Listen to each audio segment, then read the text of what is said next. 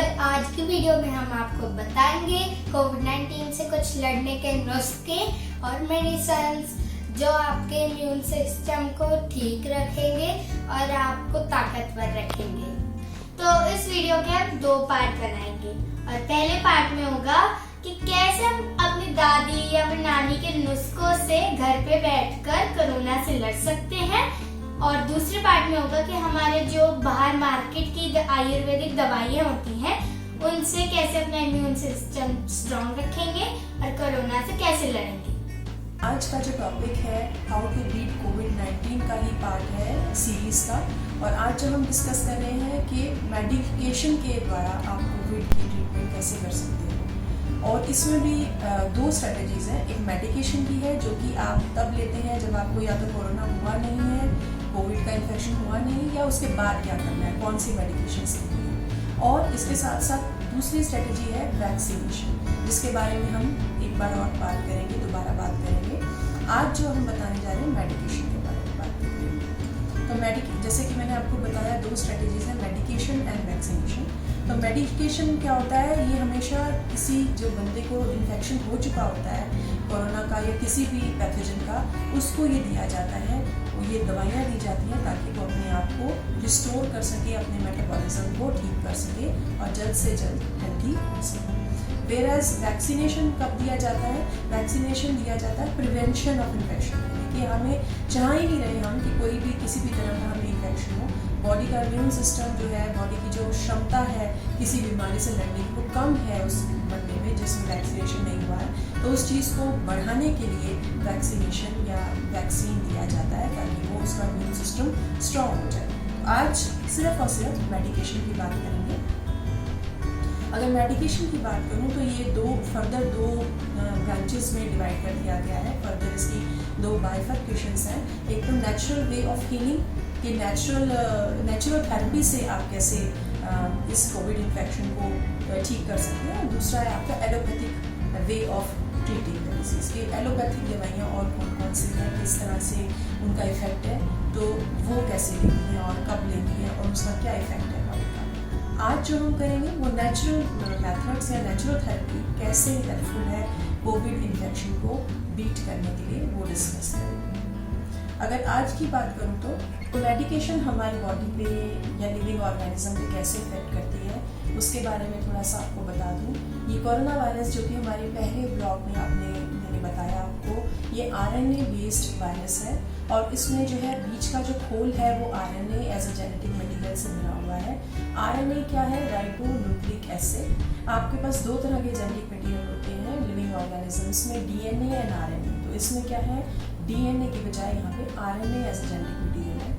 दूसरी इसकी कैरेक्टरिस्टिक जो आपको बताई थी कि बाहर इसमें ये एनवेलप वायरस है, इसके बाहर एक खोल है जेनेटिक मटेरियल के बाहर, और इसी खोल की वजह से इसे एक एक्स्ट्रा डिफेंसिव कवरिंग मिलती है, और उसी की वजह से ये जल्दी से कहीं भी अटैक कर सकता है, अपने आप को प्रोटेक्ट कर सकता है।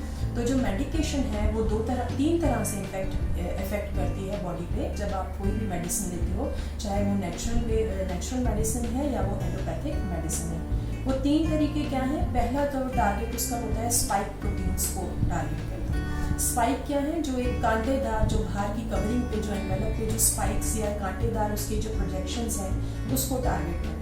उससे क्या होगा कि अगर उसको टारगेट करेंगे, वो जिस भी प्रोटीन से बनी हुई है वो स्पाइक्स, उनको अगर हम टारगेट करेंगे, उन प्रोटीन्स को अगर हम डिज़ोल्व कर दें या किसी तरह से उसको ख़त्म कर दें, उन प्रोटीन्स को डैमेज कर दें, तो जो वायरस है अपने आप को प्रोटेक्ट नहीं कर पाएगा और जल्दी से ही उस मेडिकेशन के इफ़ेक्ट से वो धीरे धीरे उसका जो है डैमेज हो जाएगा और डेथ उसकी हो जाएगी। दूसरा तरीका है कि उसके जेनेटिक मटेरियल को टारगेट करना। तो कई मेडिसिन जो होती हैं वो उसके जेनेटिक मटेरियल को टारगेट करती हैं कि किस तरह से उसका जेनेटिक मटेरियल को डैमेज कर दिया जाए। और आपको पता है कि जेनेटिक मटेरियल अगर डैमेज हो गया तो वो ना तो अपने आप को रेप्लिकेट कर पाएगा, रिप्रोड्यूस कर पाएगा, मल्टीप्लाई कर पाएगा, और जब ये नहीं कर पाएगा तो उसकी नंबर ऑफ कॉपीज भी नहीं बन पाएगी। तीसरा तरीका है एंजाइम्स को डैमेज करना है। तो कुछ मेडिसिन जो होती हैं वो स्पेसिफिकली कुछ एंजाइम्स जो होते हैं, जो उसकी स्पेसिफिक जो ज़रूरी एक्टिविटीज़ होती हैं उसको करने में जो सक्षम होते हैं, उनको डैमेज कर देता है। तो अगर वो एंजाइम्स नहीं होंगे और एंजाइम्स को आपको पता है कोई भी रिएक्शन, अगर केमिकल रिएक्शन की बात करूँ तो एंजाइम्स का बहुत बड़ा रोल होता है। अगर एंजाइम नहीं होगा तो वो रिएक्शन कभी भी कंप्लीशन तक नहीं पहुँचती।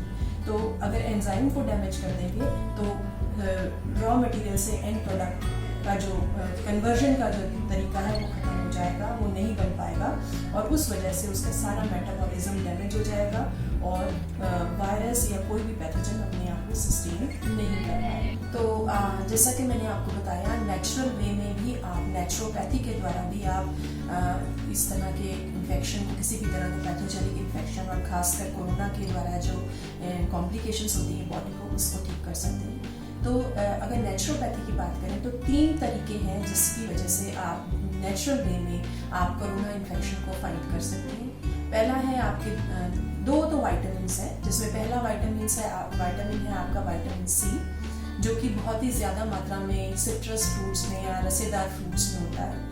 दूसरा है आपका विटामिन डी, जो कि सनलाइट में और बहुत सारी आजकल तो अवेलेबल आयुर्वेदिक प्रेपरेशंस में भी टेबलेट्स भी अवेलेबल हैं जहाँ से आप उसे ले सकते हो।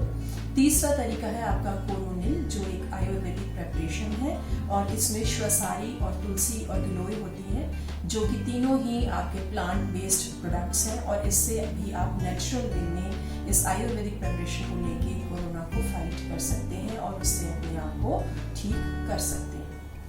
तो सबसे पहले बात करेंगे विटामिन सी की। विटामिन सी जो होता है, अगर विटामिन सी नहीं है बॉडी में या कम है तो उससे क्या होता है कि वायरस जो है आपकी बॉडी पे एक स्पेसिफिक या खास तरह के सेल्स पे अटैक करता है, जो कि होते हैं फैगोसाइट्स।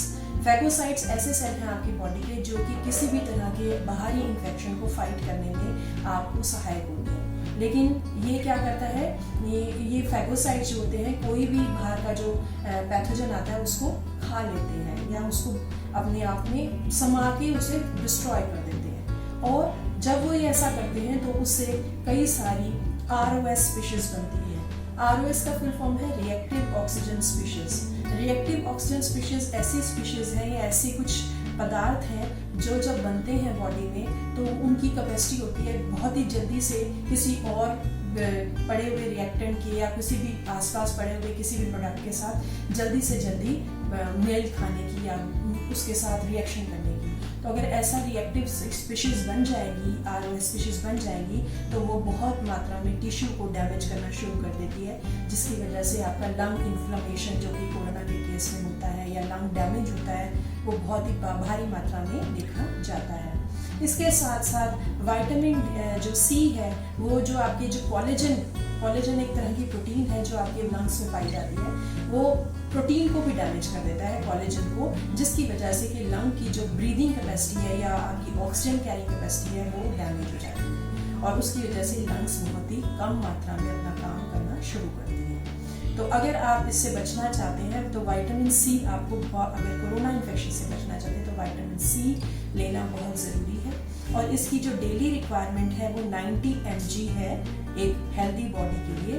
इतनी मात्रा आपको हर रोज लेनी पड़ेगी इस तरह के इन्फेक्शन को कॉम्बैट करने की। विटामिन सी के बहुत ही अच्छे सोर्सेज हैं रसेदार फ्रूट्स, जिसमें आपका नींबू हो गया और मौसमी हो गई, ये आपका ऑरेंजेस हो गए, और बहुत ही अच्छा और बहुत ही richest source of vitamin C है आंवला।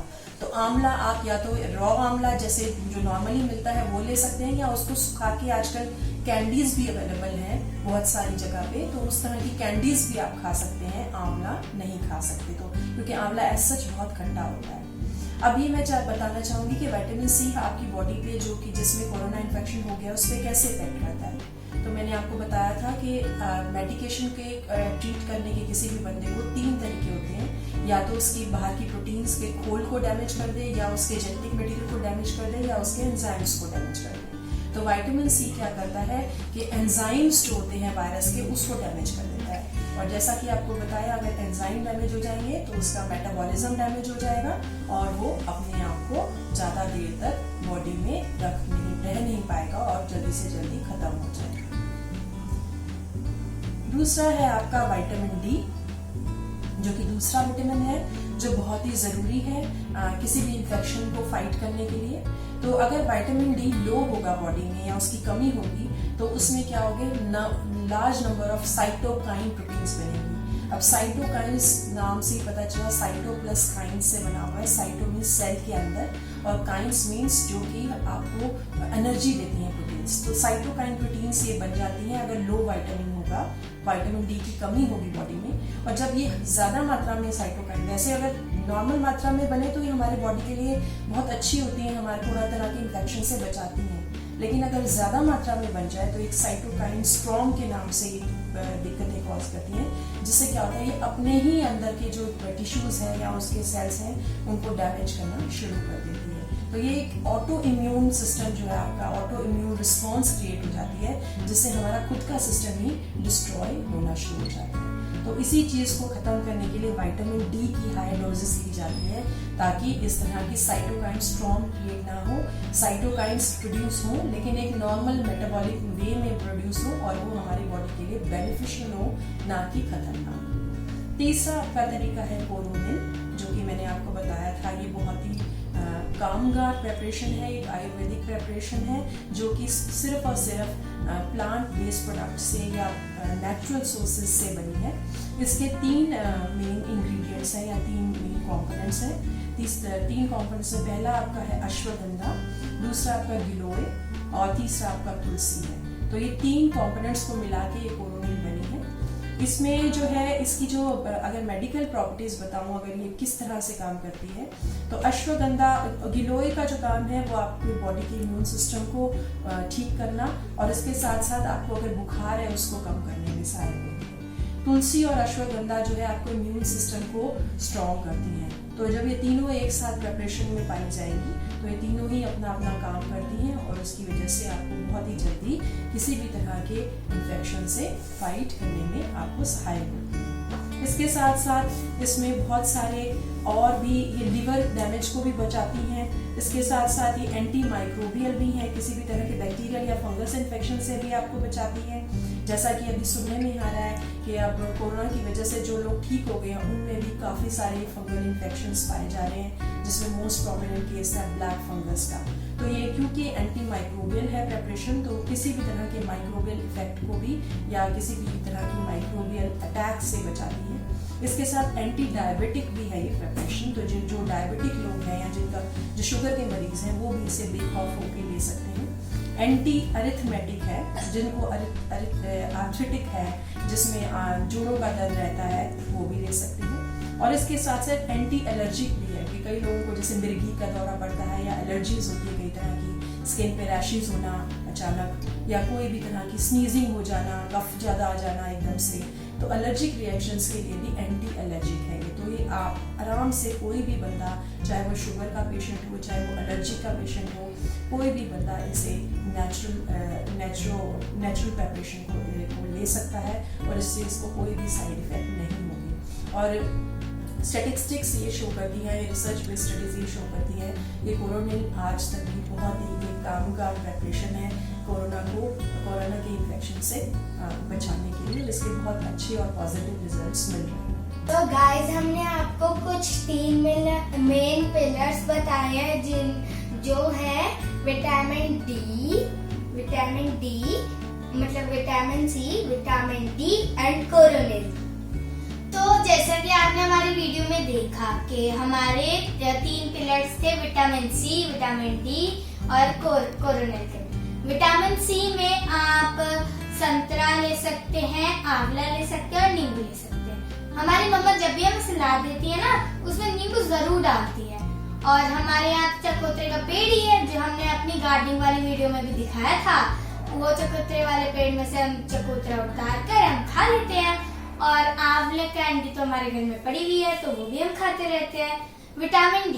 विटामिन डी में हम रोज सुबह जल्दी उठकर सनरेज लेते हैं, जो विटामिन डी का बहुत अच्छा सोर्स है।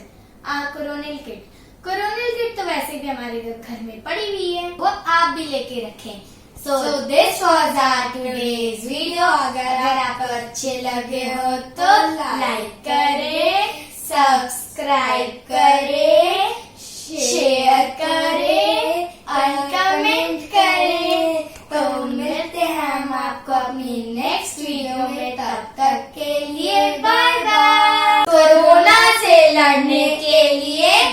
दवाई दी और कड़ा